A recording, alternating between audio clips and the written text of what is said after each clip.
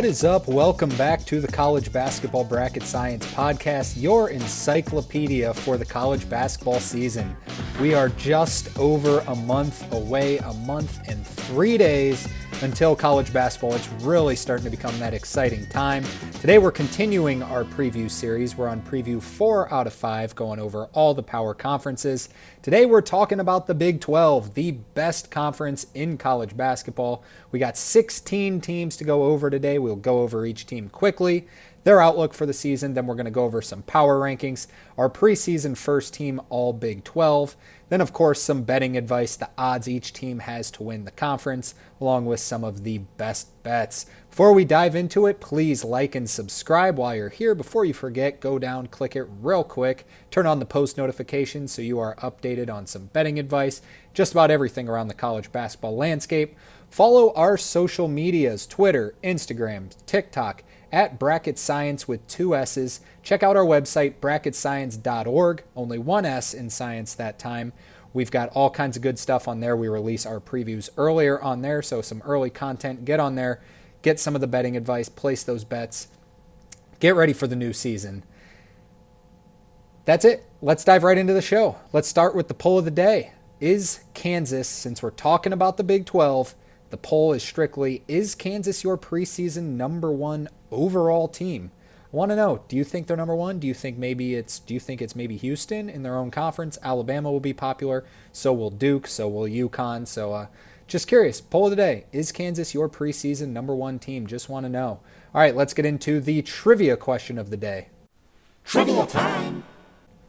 All right, the trivia question of the day is, when was the last year that the Big 12 did not produce a 1 seed in the NCAA Tournament? I'll give you a hint. It wasn't last year. Last year, Houston was a 1 seed. What was the last season the Big 12 did not produce a 1 seed in the NCAA Tournament? We'll release that answer at the end of the show, so stick with us through that. Now let's dive into a little bit of Beej's breakdown. It's time for Beej's Breakdown. Talk about in Beej's breakdown was huge news that Gonzaga has officially accepted an offer to go play in the Pac-12. Gonzaga will not be in the WCC anymore, going to the Pac-12, along with that brand new looking teams in there. Better conference than the WCC. They're going to join the likes of Utah State, Colorado State, San Diego State, all the states, Boise State. So it's better. It was just St. Mary's and Gonzaga. Maybe throw San Francisco and Santa Clara in that conversation with Gonzaga in the WCC. But this is a much better conference. It's just the thing that Gonzaga kind of needs. What they really need is a football program, and they'd have been in the Big 12. Big East, one of the two. But now, let's get this power conference back. Isn't it crazy to look back and you think, man, we added some big schools to the Big Ten. We added Oregon, Washington, UCLA, USC, added some schools to the Big 12, Arizona. Like, man, that's a powerhouse of a conference in its own. That was the Pac-12. You don't really realize what you had until you lost it, I guess. It would be awesome to see another Pacific Coast, just elite conference. Pac-12's not going to be elite yet, but Gonzaga, getting them in there, it is a start. This is a start in the right direction. Good for the Pac-12 in securing Gonzaga. Hopefully they will continue on their path, even post Mark Few, once his tenure is, once he decides to give it up at Gonzaga. All right, now let's dive straight into the Big 12. We're going ad-free today, so just diving right into the Big 12. We're going to go through each team in alphabetical order. Just to start real quickly, we're going to go over their projected starting 5, and then we're going to talk about where I project them in our bracketology, a little new thing here. We're not going to talk as much about the team. We're going to talk about their projected NCAA tournament ceiling and their floor, so that'll be a little bit different to look at. So let's get right into it, starting with Arizona, the top team in the alphabet for the Big 12. Arizona, coming off a 2 seed last year, made the Sweet 16. They bring back an All-American candidate, Caleb Love. They also bring in a lot of new pieces. Their starting lineup looks like this. At guard, Caleb Love. At guard, Jaden Bradley. At forward, Trey Townsend, the transfer from Oakland. At forward, Toby Awaka, who I project in the starting lineup from Tennessee. Great defender. And at center, Motajais Krivas, big 7'2" guy. Motajais Krivas, an absolute breakout candidate this year. He should be on everyone's list as that breakout guy this year. He is going to step into a much bigger role. Quite frankly, I think he should have played a lot more than he did last year. I think he's really going to live up to it this year. I think their ceiling as of this year would be a 2 seed once again, getting all the way up to a 2 seed, which would be crazy impressive with this roster. I'd say their floor is down about a 6 seed, right around the 6 seed range, and project Arizona anywhere between the 2 to 6 seed in the March Madness tournament next season. All right, let's move on to their coexister in the state of Arizona, Arizona State. Bobby Hurley squad back in for another season. Their projected starting 5 looks like this. At guard, Adam Miller. At guard, Alston Mason. At guard, BJ Freeman. At forward, Jaden Quaintance. Superstar freshman, that is, Jaden Quaintance. And at forward, Bashir Jaheed. Arizona State was incredibly disappointing last year. I mean, incredibly disappointing. They had a rough year, but they bring back Adam Miller, who was their best player last year and should be their best player again, unless Jaden Quaintance really lives up to the hype. They also brought in BJ Freeman. I think their ceiling is looking at about a 10 seed, maybe even just the first 4. Getting to the first 4, I think, would be a successful season. And I think as sad as it sounds, I think their floor is like bottom 3 of the Big 12, maybe even bottom 2 of the Big 12. But just because of this team seems to be trending in the wrong direction, but this is a better roster than they had last year. We'll talk about them a little bit more when we get into the power rankings. All right, let's move on to Baylor. Baylor down in the state of Texas, coming off of a 3 seed last year, but a completely new roster for this upcoming year. Their starting 5 looks like this. At guard, the Duke transfer, Jeremy Roach. At guard, Jaden Nunn. He is a returner. He is back for another year. At guard, superstar freshman, VJ Edgecombe, top 10 recruit in the country. At forward, potential All-American, Norchad Omier in from Miami. And at center, Josh Ojiewuna. This is what I project the starting lineup to be. Some people might say Norchad Omier will move to the 5. They'll bring in Langston Love, who will be a terrific 6-man as long as he's healthy, and bring him into the starting lineup. I think Josh Ojiewuna will get the starting nod, but just keep in mind the name Langston Love as well. I think their ceiling for this year as the NCAA tournament is a 2 seed. Potentially, I wanted to go 1 seed because I really like this team, and I think they got a great chance to win the Big 12 this year. I put them at the 2 seed, and then for their floor, I think their floor is down at about a 5 seed. I think this team with all this, I mean, Scott Drew's floor is always so high. He's spectacular. With a roster this good, I would give it at worst a 5 seed. Let's move on to BYU. BYU now coached by Kevin Miller from the Phoenix Suns. No more Mark Pope. With this being said, he did return a lot of personnel from last year's BYU team. BYU was a 6 seed in the NCAA tournament last year, but unfortunately got beat by Keith Damrot's Duquesne in the first round, just kind of went absolutely cold. Their projected starting 5 looks like this. At guard, Dallin Hall. At guard, Dawson Baker. At guard, Trevin Nell. At forward, Richie Saunders. And at forward, Fusini Traore. So a lot of returning personnel for this BYU team. I think with Kevin Miller is up for grabs. I think he's done a spectacular job. He's getting great recruits. Some of the freshmen that are coming in for Baylor are some of the highest recruits in program history. A lot of this is Kevin Miller. A lot of this is they seem to have an excessive source of NIL money.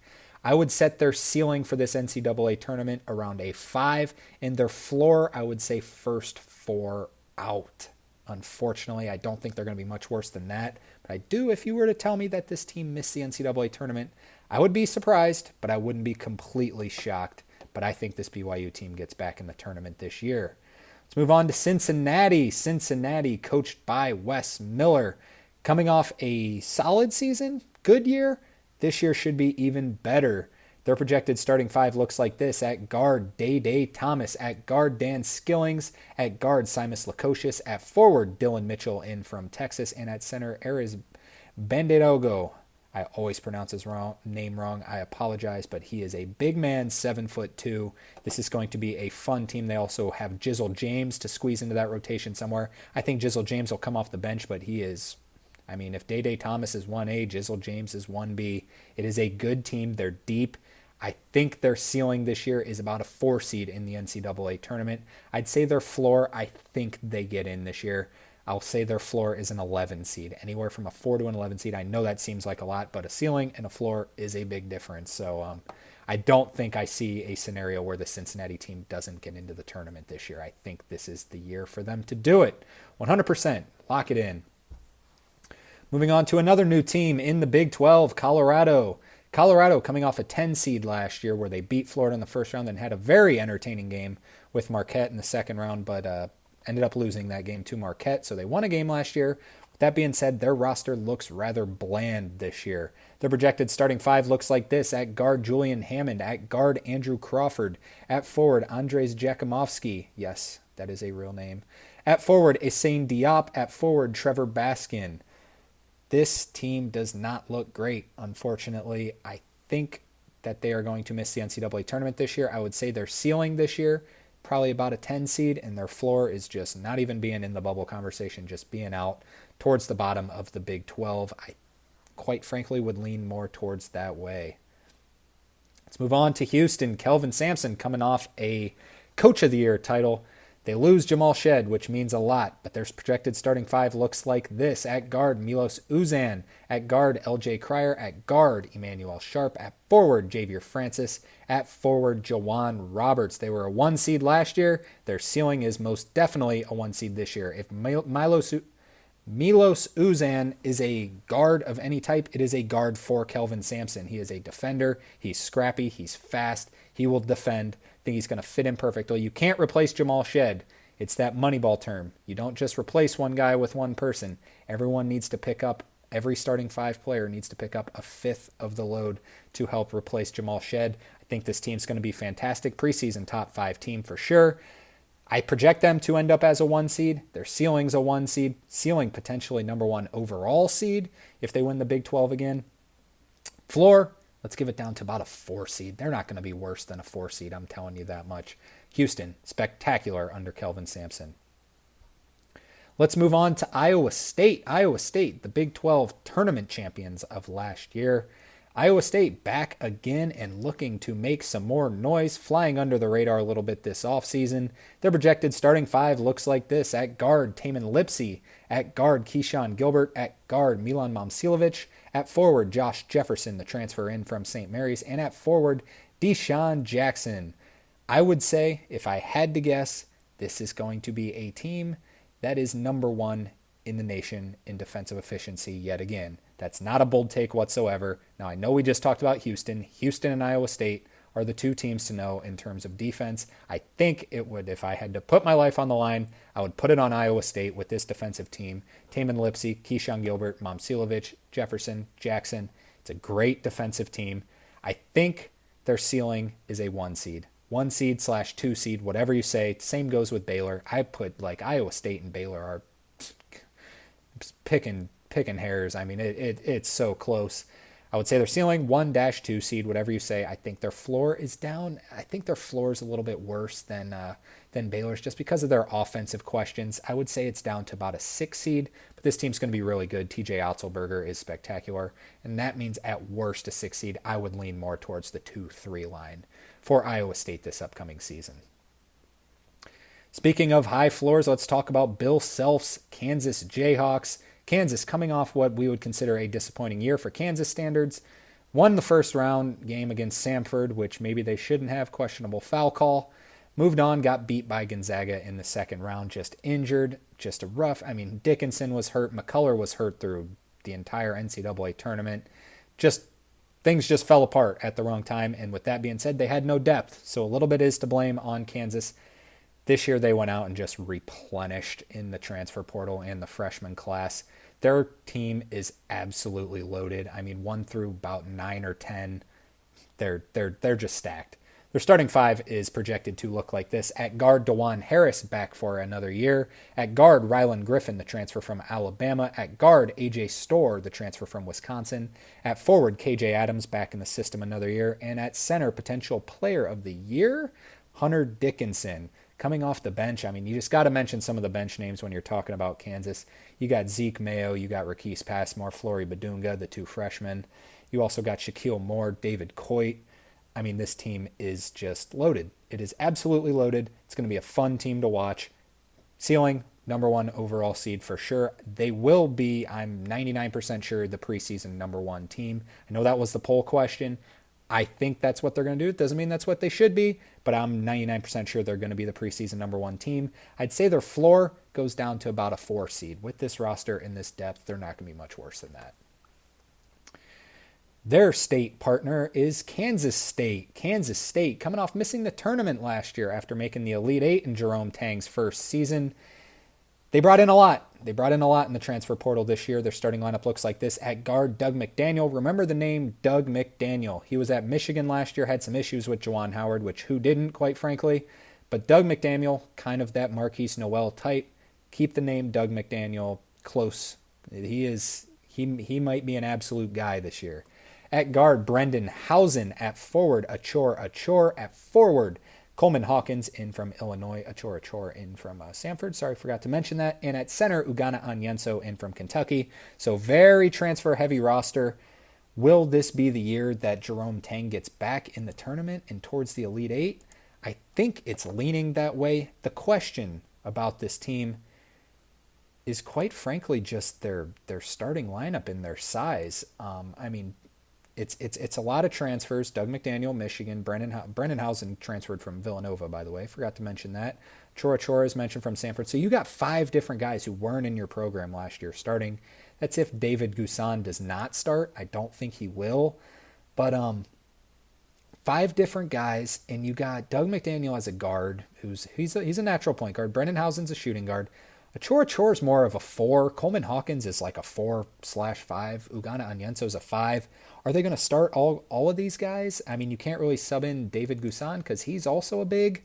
Not sure. Real curious to see what they do with their roster. You also got C.J. Jones in there who could sneak into the starting lineup. I doubt it, but we'll see. It's a team with a lot of options. If they go big, I mean, this team is massive. So we'll see. We'll see about Kansas State. I would put their ceiling at about a 4 seed and their floor at about a 9 seed. I do think this team is way more talented than last year. Expect them to see in the NCAA tournament. That's all I got to say. Love Jerome Tang. Let's move on. Oklahoma State. Oklahoma State has kind of been the bottom feeder in the bottom Big 12 the last couple of years. They now bring in Steve Lutz from Western Kentucky. I think this is a fantastic hire. Steve Lutz has done kind of nothing but win there. Steve Lutz, he missed the tournament last year, and then the years before, he wasn't just at Western Kentucky. He was at Texas A&M Corpus Christi, where all he did was win. I guess I should clarify that. 3 years in a row, making the NCAA tournament in his 3 years of being a head coach. So that is quite the record right there. Steve Lutz does nothing but win. With that being said, though, this Oklahoma State roster looks rather bland. Their starting lineup looks like this. At guard, Khalil Brantley. At guard, Jamiron Keller. At guard, Devontae Davis. At guard, yes, I'm going 4 guards, Brandon Newman. And at forward, Abu Ousmane. Not a great lineup. I think their ceiling is about a first four team, a Dayton team. And their floor is just missing the NCAA tournament, which I do think they are definitely going to miss the NCAA tournament with this roster. But Steve Lutz, one of the more underappreciated coaches in all of college basketball. All right, let's move on to TCU. Jamie Dixon's squad was a 9 seed last year and got whooped in the first round by Utah State. TCU kind of just did not live up to the hype last year. Moving on to this year, their roster looks TCU-ish, middle of the pack of the Big 12. Their projected starting 5 looks like this. At guard, Frankie Collins. At guard, Noah Reynolds. At forward, Trazarian White. At forward, Brendan Wenzel. And at forward, Ernest Uday. They've got some potential here. They've got some guys who are really proven. Trazarian White was really proven at UNC Wilmington. Ernest Uday he used to be at Kansas, didn't really get much playing time, so the upside is there. We'll see.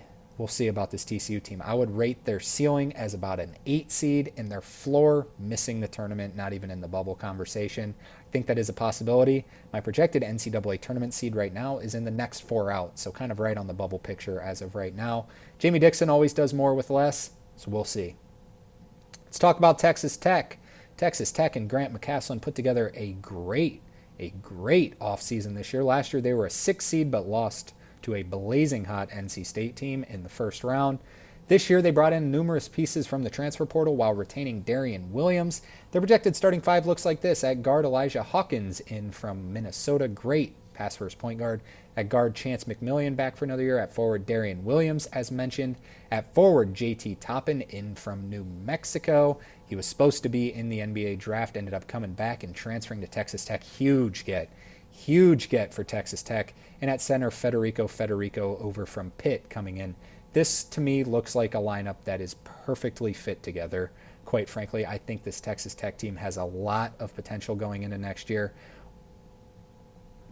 There's a lot of talk about the top five: Kansas, Houston, Baylor, Iowa State, and Arizona. Those will be the top five. I would not be surprised if Texas Tech joins in that conversation quickly in the start of Big 12 play. I think their ceiling is about a 3 seed this year in the NCAA tournament. You might think that sounds crazy. I have them projected as a 5 or 6 seed. A 3 seed isn't all that crazy. I think their floor is about a 9 seed. So anywhere from a 3 to a 9 seed, I think Texas Tech is going to be the better seed going into their game in March Madness next year. Moving on to UCF, Johnny Dawkins' squad. UCF, an interesting year last year, first year in the Big 12. Had some big wins, had a lot of losses, but, it was a successful season. They built some things up. Their projected starting five is very interesting this year. It's pretty talented, but it's a lot of me ball. So we'll see. At guard, Darius Johnson. At guard, Jalen Sellers. At guard, Jordan Ivy Curry. At forward, Keyshawn Hall. At forward, Rokas Jokocius. It's talented. They also have Mikey Williams coming off the bench, by the way. Remember that whole Mikey Williams saga? Yes, he is on UCF now, so keep that in mind. I think their ceiling is, first 4 team. You can say that about just about every Big 12 team, but they could get there. They got some weird upside on this team. What would I project them to do, and what's their floor? Just missing the NCAA tournament, quite frankly, but I don't think they're going to be as bad as a lot of people think. UCF, Johnny Dawkins does a pretty good job. He's pretty underrated. All right, let's move on and talk about Utah. Utah coming off a season where they were weirdly in the bubble conversation for a while and quite frankly shouldn't have been. They just weren't that good. But they will return the Madsen brothers, Mason Madsen and Gabe Madsen, who starts off our starting five, those two as guards. At forward, Mike Sharavermets. It's something like that. There is no way anyone can read that and pronounce his name. I promise you that. But also at forward, Ezra Osser, and at center, Lawson Levering. Lawson Levering, a pretty decent big man, going to be in the Big 12 this year. Watch out for that name. The Madsen brothers, also very solid players. I think their ceiling, it's not great. I think it's a first 4 kind of, once again, just first 4, but probably not. I actually, spoiler alert, have Utah as the worst team in the Big 12 this year. Second worst team, excuse me. Just above Oklahoma State, quite frankly. Love you, Steve Lutz, but yeah, roster's not great. Same goes for Utah. I think Utah is going to miss the NCAA tournament this year. Last team to talk about. Darian DeVries is the coach of West Virginia now. Yes, he brought his son over with him from West Virginia. West Virginia last year was just that transition mode from the post-Bob Huggins. Just tough way to go out. Rough year last year. They beat Kansas at home. Had some positives, but this year should be a little bit better for them. The projected starting five looks like this. At guard, Joseph Yesufu. At guard, Javon Small coming in here from Oklahoma State. At forward, as mentioned, Tucker DeVries.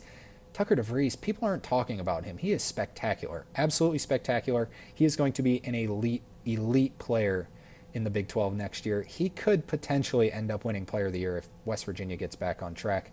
At forward, Toby Okani, and at forward, Amani Hansberry. I don't hate this roster whatsoever. I think West Virginia is a little bit underrated. They're a proud program. They've won a lot of basketball games. Now, a lot of it was under Bob Huggins, but you know who else wins basketball games? It's Darian DeVries, especially with his son Tucker. Javon Small also in there. They got a lot of guys who can really score the ball. How are they going to kind of coexist that with each other? We're going to see. I think their ceiling is about a 9 seed in the March Madness. I think they could get back in the tournament. 8 or 9 seed, I could see it. Maybe end up a first 4 game. Obviously, their floor is missing the NCAA tournament. I would lean more towards missing the NCAA tournament, but not a bad team. Watch out for West Virginia. I think they got some serious upside there. That's it. All 16 teams quickly. Got through them quickly. Good for us. Next up, we're going to move into the power rankings and some of the odds to win the regular season. Let's talk about the power rankings. Power rankings. All right, starting the power rankings. Number 1, it is Kansas. As mentioned, I think they're going to be preseason number 1. They are currently plus 250 to win the conference over at BetMGM. All these odds are going to be based on BetMGM odds. At 2, Houston at plus 350. At 3, Baylor at plus 500. At 4, Iowa State plus 500. Remember I said those two are just about as switchable as they come. At 5, Arizona at plus 500. At 6, I do have Texas Tech at plus 2,500. The most popular pick will be Kansas State at plus 2,000 to be number 6. I'm taking Texas Tech at 6 plus 2,500. And I've actually got Cincinnati at 7, also at plus 2,500, before Kansas State at 8 plus 2,000. Now this doesn't, I know it does, you're thinking it doesn't match up with projected seeds.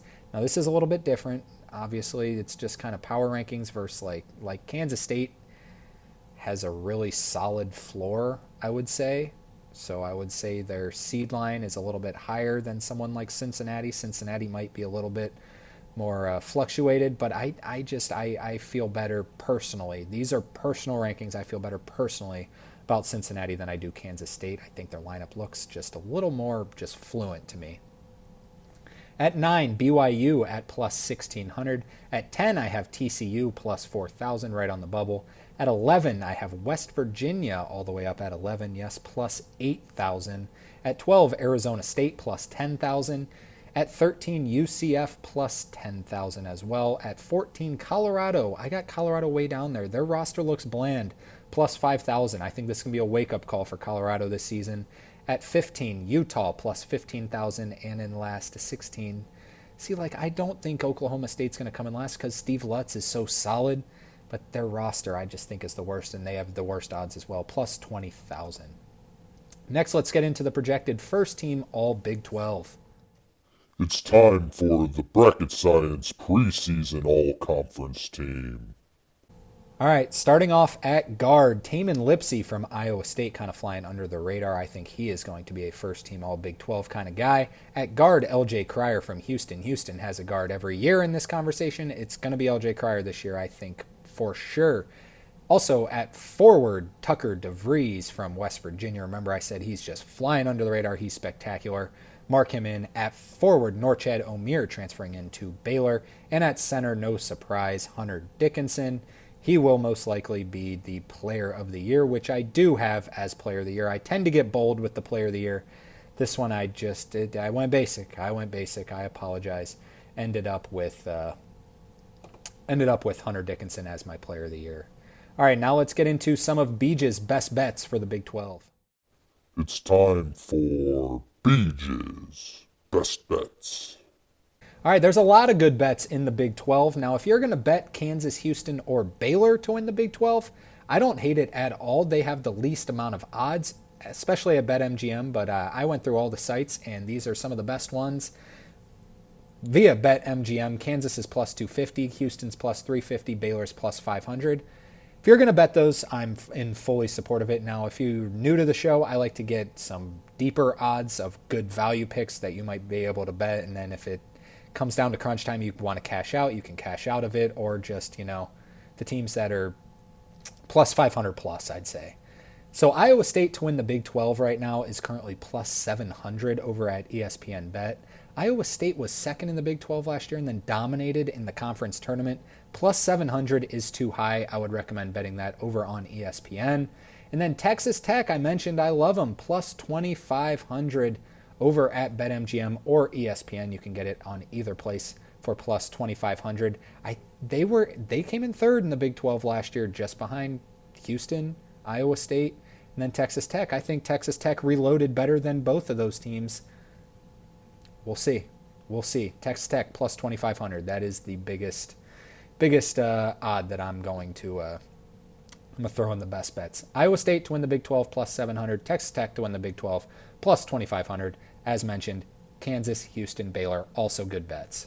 They are nothing wrong with betting any of them. I think those odds are fairly good as well. All right, that's going to do it for our show today. Let's get into the trivia answer. Remember, the trivia question was, when was the last time the Big 12 did not produce a 1 seed in the NCAA Tournament? The year was 2019. This was the year Texas Tech made it all the way to the championship game. Remember, they ended up getting beat by Virginia. This was Jarrett Culver. Whatever happened to Jarrett Culver, man? But Texas Tech, they were a 3 seed, made it all the way. No 1 seeds in the Big 12. That's going to do it. Next week will be the SEC. That'll conclude our preview series, and then we're going to start talking games, individual games. How fun is that? Remember to vote on the poll before you leave. Is Kansas your preseason number one team? Let me know. Comment below who your number one team is. Like, subscribe while you're down there. Follow on our social medias linked below. Check out the website, bracketscience.org, and have a great rest of the week. Take care. Talk to you soon.